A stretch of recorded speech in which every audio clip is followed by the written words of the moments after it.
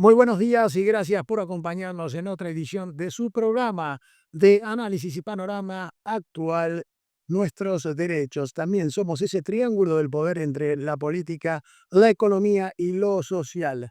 Y esta fórmula que se reencuentra, se presenta ahora. Soy su presentador, Marcelo Palermo. Me acompaña la doctora en economía, licenciada y doctora María José Mamblona. Muy buenos días.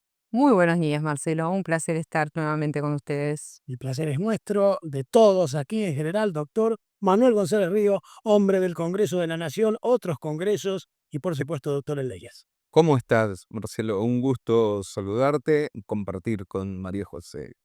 Es un placer contar con ustedes y bueno, señoras y señores, gracias por su sintonía. Recuerden, vamos a elaborar y proyectar ideas para el pensamiento crítico. Hoy nos compete el analizar la situación social, la proyección social, no solo desde Argentina, es una perspectiva que conocemos, pero la llevamos también al resto del continente y al mundo. Y la palabra se la cedo ahora a la doctora Momblona.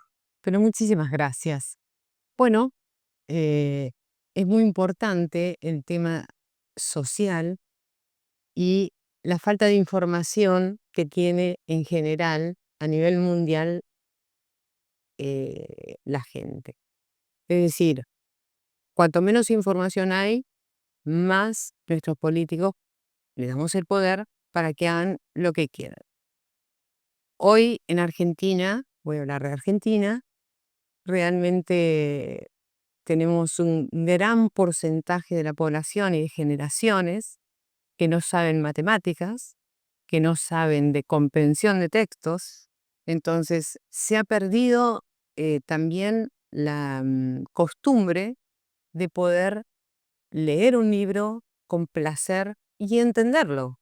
Esa comprensión de textos es fundamental para que podamos ir avanzando en los distintos niveles de lo que es kinder, primaria, secundaria, universidad. Llegamos a la universidad, hacemos fábrica de profesionales que salen de la universidad sin saber comprensión de textos. Pregunto, y se lo voy a tirar al doctor González Río. ¿Cómo vamos a hacer con esos profesionales que llegan a, a obtener un diploma y no lo saben ejercer? Y te lo pongo en mejor proyección. El profesional express, hay muchas profesiones express. Son de amplia, digamos, magnitud o ya no existe, porque ahora se está reestructurando el tema de volver a las bases educativas, coordinado con lo nuevo también, con lo que existe en estos momentos, ¿verdad? Y doctor, usted que ha dado clase, pues me lo sabrá que Sí, hay un desarrollo tecnológico que tiene impacto en la sociedad. Eso es una cosa súper importante y creo que tenemos que reconocerlo. Después, a partir de ese desarrollo tecnológico se han perdido formas. Nosotros éramos súper hábiles en recordar, por ejemplo, números telefónicos, hacer cálculos mentales, eh, todo eso que tiene que ver con la práctica. ¿Ustedes se acuerdan del verdulero que tenía el lápiz en la oreja y Camán. ni siquiera anotaba, tic, tic, pero cuando terminaba uno de hacer el pedido, él ya tenía realizada la cuenta? Es decir, eso hoy yo a cualquiera, incluso a los mejores matemáticos, les diría que experimentemos sobre eso. Ha habido facultades que hemos ido perdiendo a partir del desarrollo tecnológico y eso, sin duda, trae todo lo otro, que es una rápida tensión para lograr satisfacción. Los chicos, hay algo que no se bancan, es aburrido, rápidamente hay que cambiar. Esa posición de lo efímero, donde realmente la satisfacción siempre está en lo que va a venir y no en disfrutar el momento, creo que tiene impacto en el tema del aprendizaje y la educación, que hoy también favorece eso de salidas de profesionales, a veces sin entender ni poner en práctica lo que están aprendiendo. Hay una cosa interesante. Doctora María José Mambrona y la proyección económica y de números. Ahora se habla también de mucha economía express. La economía rápida, te voy a decir que la historia te la resumo en un sándwich, si se puede decir así, permítaseme la analogía, y verdaderamente no hay quizás una comprensión total actual de los términos como lo que tiene que ser el liberalismo auténtico, incluso el libertarianismo auténtico desde la perspectiva económica. ¿Qué pasa? ¿Cómo ve la proyección de números hacia la aplicación de lo social cabal? Es decir, esto me va a alcanzar, esto no me va a alcanzar, ¿cómo proyecto esto? ¿Qué números van? ¿Qué números vienen? Bueno, partamos de una base que es que se ha perdido la costumbre de leer los diarios. Como docente universitaria que he sido, que hemos sido, llegó un momento que uno deja de la gran frustración que tiene ante la falta de nivelación de los alumnos. ¿En qué sentido? No podemos permitir que un chico de tercer año, una persona de 30 años, un hombre, ¿sí? Que tiene 30 años en ciencias políticas, no sepa lo que es un subsidio. Personalmente, que no estamos acá para hablar en forma personal, pero la experiencia hace que, en mi caso, le pida que se retire de la clase. ¿Por qué? Porque si yo voy a dar, a ver, el que quiere estudiar tiene que tener la posibilidad de estudiar. Y el que no quiere estudiar, que no pierda tiempo, que no nos haga perder dinero, ¿sí? Con impuestos que pagamos todos y estar 10 años en una facultad para 2 materias y que no sabe nada y que no tiene ni siquiera información de lo que es la actualidad. Entonces, cuando hablamos de economía, como digo siempre, la economía es la vida, se aplica a todo. La economía es el costo de oportunidad. Entonces, para tomar una decisión en lo que es el costo de oportunidad, yo tomo algo y para tomar algo decidí tomarlo y dejo otra cosa. Quiero ser bien concreta en esto, ¿sí? Bajando un lenguaje técnico a un lenguaje masivo para que la gente entienda. Entonces, cuando yo tomo una decisión es porque dejé de tomar otra. Esto nos va a pasar desde el ama de casa, en la cocina, que lo tenemos que aplicar, hasta todo lo que es un presupuesto de una casa. Y si lo llevamos a la vida real, en lo que es el trabajo cotidiano y demás, los presupuestos, tenemos distintos tipos de presupuestos también. Nunca en una casa podemos gastar mucho más de lo que ingresa. Por lo tanto, la que es ama de casa tiene que administrar eso. Para eso tenemos que tener información. La gente debe tener información. Pero perdón, No podemos... disculpa, porque justo este punto es muy importante. Y los técnicos o tecnócratas o personas que hoy en día están en gobiernos, en posiciones de toma de decisiones, que no son también parte de ese problema de no trasladar, o vamos a decirlo mejor, de no traducir estadísticas y situación proyectada a la base, a la persona que tiene que elaborar un presupuesto doméstico cada día. Sí, la verdad es que yo siempre trato de que los lenguajes tienen que ser para todos. Si hablamos entre economistas, podemos hablar con otro tipo de terminología y todos nos vamos a interpretar.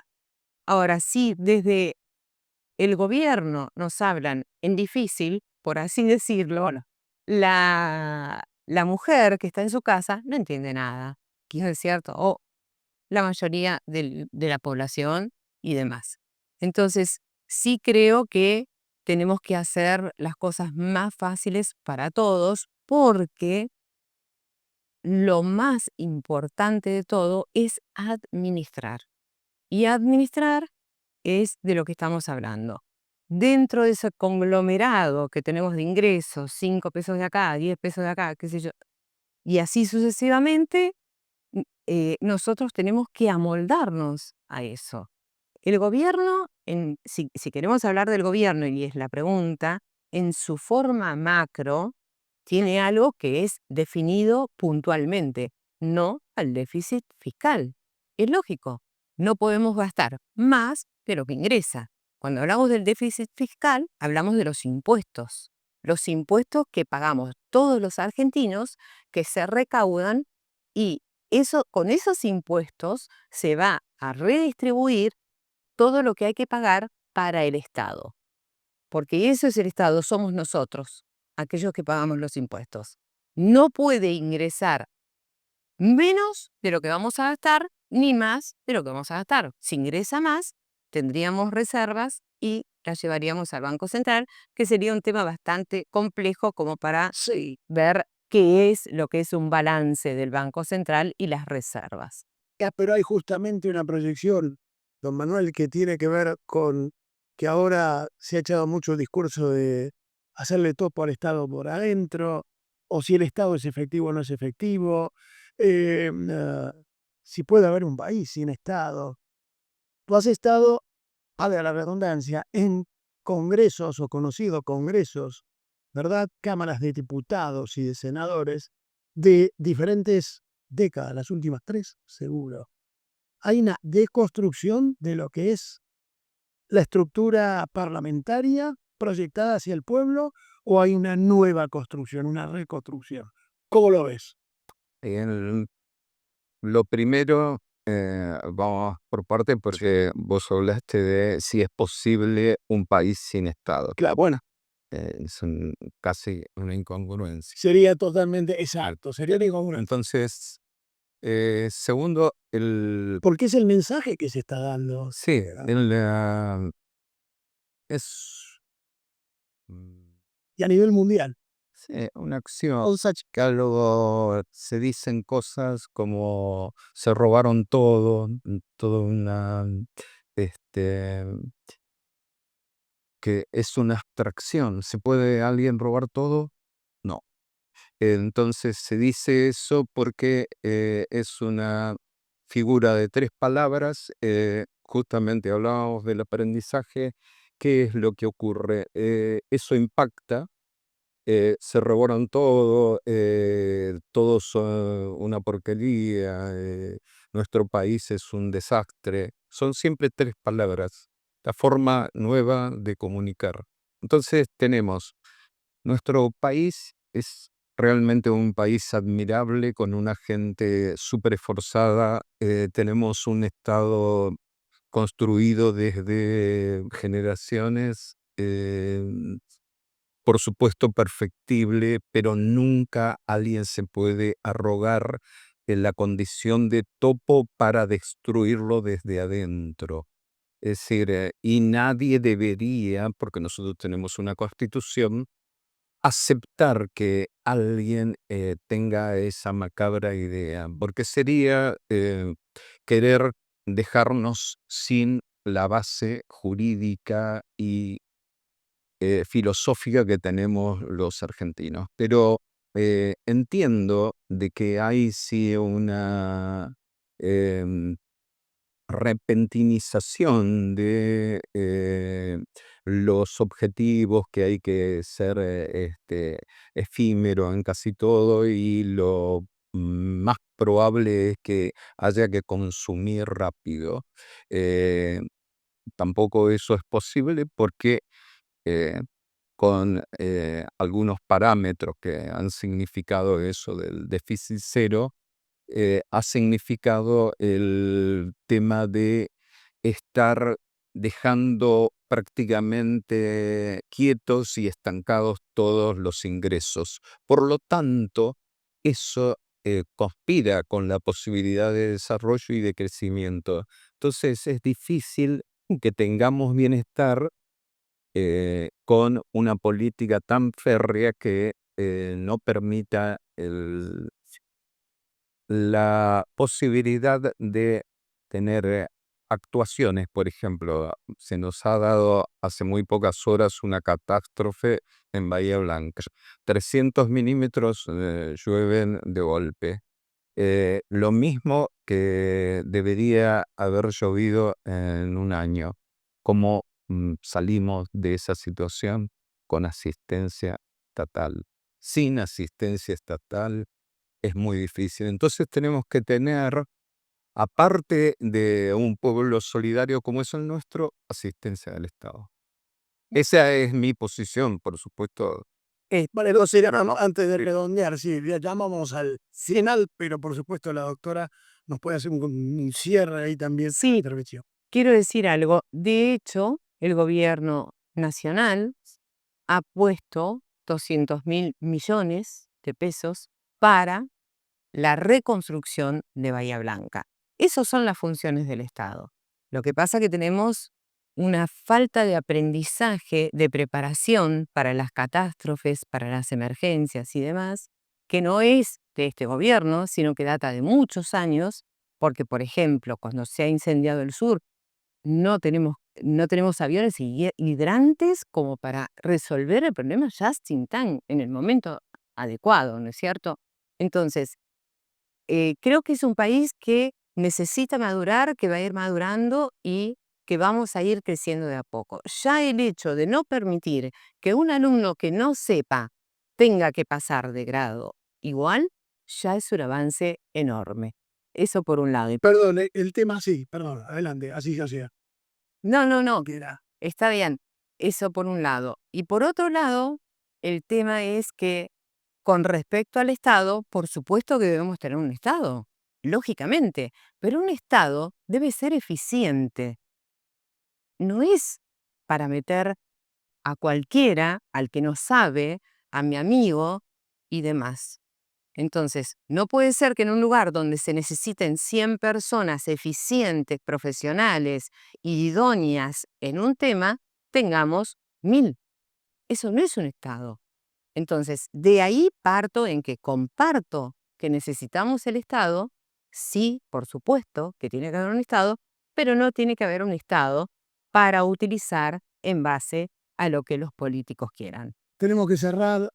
En 500 años, quizás ya no sean países, hay una estructura global mancomunada, quizás las religiones sean diferentes, quizás los chicos con un chasquido de dedos en clases de 7º grado los vean por pantallas, incluso virtuales, que se presentan ante sus ojos como algo majestuoso, pero que solo ellos podrán ver en un aula, quizás también virtual, y observarán a esta parte de la historia de la humanidad y a las previas como la protohumanidad, como algo que pasó en un pasado relativamente lejano, que les sirve en ese tiempo del año 2500 para estudiar, por supuesto, para proyectarse mejor y también, en el caso de chicos pequeños, para reírse. Nos verán quizás como un acto de circo. Deberíamos proyectar el cambio desde ahora, lo venimos proyectando desde que somos Homo sapiens, Homo sapiens.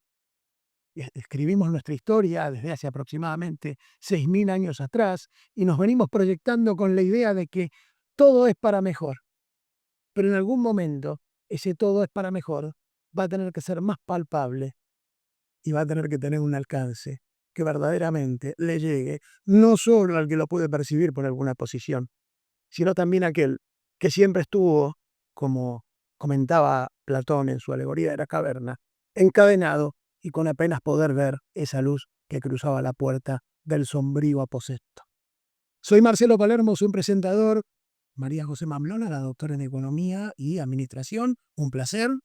Muchísimas gracias, el placer es mío. Doctor Manuel González Río, también un placer. Como Muchas- siempre, enorme la... Muchas gracias, Marcelo. Compartir con María José, un placer. Seguiremos debatiendo en Por supuesto que soy tiempo. Usted ya sabe, quiere pensar críticamente, quiere proyectarse, informarse. Vea nuestros derechos, sigue el triángulo del poder y proyéctese con proyección. Gracias, nos vemos en la próxima.